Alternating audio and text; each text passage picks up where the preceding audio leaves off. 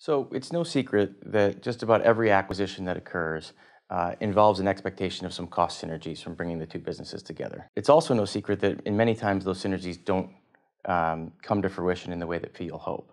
In fact, we did a survey of 350 executives, and the second leading cause of disappointing deal results was overestimating synergies at the outset. Now, sometimes this is simply a matter of getting aggressive to be able to justify a price, but most of the time what we found is it tends to be folks not knowing what synergies to expect in the first place. So to get underneath this a little bit more, we did a very large study where we took 22,000 data points from SAP and FactSet across a wide range of industries and size of businesses.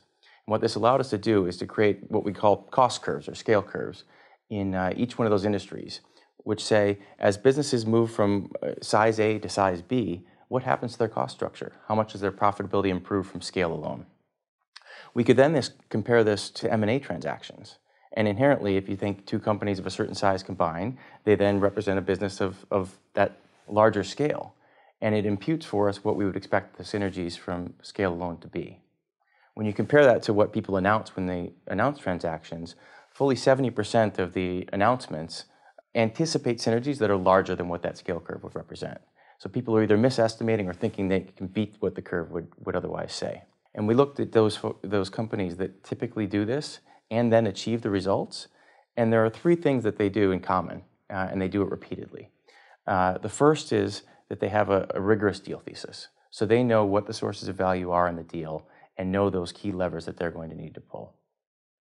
The second is they do hard analysis against those value drivers and use benchmarks to understand specifically what the synergies should come from and the size that they should be. And finally, for those shooting high, they recognize the fact that M&A is by nature disruptive. And so they take that opportunity to further improve the operations of the businesses by adapting best practices that neither company uses today or zero-basing the operations to understand what's truly possible. And at the end of it all, these are the companies that are out there repeatedly executing M&A, hitting at or above their synergy targets, and resulting in cost structures that lead their industries.